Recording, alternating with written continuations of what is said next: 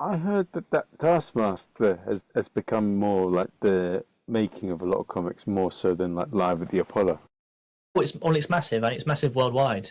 And I think it's the beauty of Taskmaster as a TV show is that it's timeless. Like you can be on Taskmaster and be funny, and it's still going to be accessible and relevant 10 years later. Whereas sometimes, someone might go on Live at the Apollo and they'll do a routine about Gogglebox or about X Factor or something, and very quickly those things can become irrelevant, and so it doesn't have the same sort of staying power. Like so, I think the joy of Taskmaster is it's just comedians being themselves, being funny, and because it's sort of getting much bigger worldwide, it means they get audiences that you wouldn't get for Live the Apollo. So definitely Taskmaster's and plus Taskmaster, you're on 10 episodes.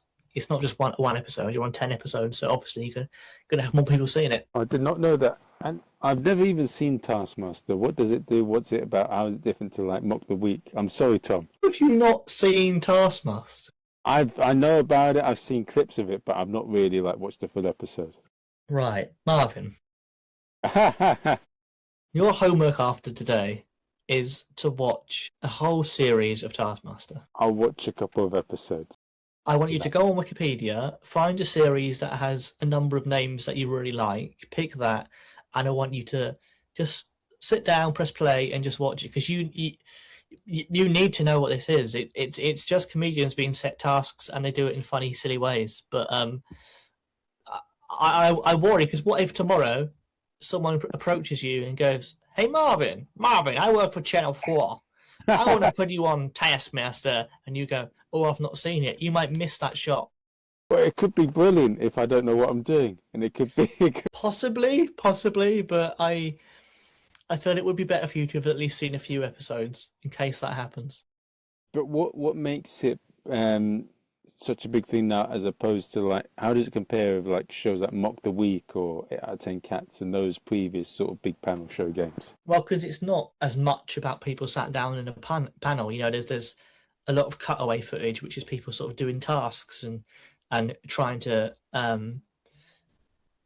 basically do something silly like melt this ice cube as quickly as you can, or find this rubber duck and put it in the cage upstairs or whatever. It's trying to do stuff in inventive ways, and because comedians inherently think in things in quite inventive, weird ways, it's often funny to see them try things, or it's just funny to see them be forced to eat baby food. Yeah. Do you know what I mean? There's just a weird stuff like that, which is just enjoyable in a very silly sense.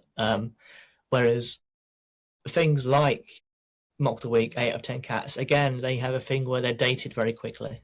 Because they're so topical, that's both the selling point, but also the downfall. Like I remember Mock the Week. I swear, the first 8 series, a lot of the time, Hugh Dennis would do a thing where he'd do an impression of Jimmy Savile and say something about Shawaddy Waddy. And in my head, I'm like, cool, I imagine every episode of that is out of circulation now just because it just looks so weird to have that there. Like, and it won't make sense. You don't want to sit down and watch an episode of Mock the Week where they're talking about how do you think Gordon Brown's doing as Prime Minister. Why would you sit and watch that? Like, so it just is more fresh and more just people trying to do stuff in either weird or funny ways, and it's just more about sort of observing like the human condition, and I think that's what makes it exciting.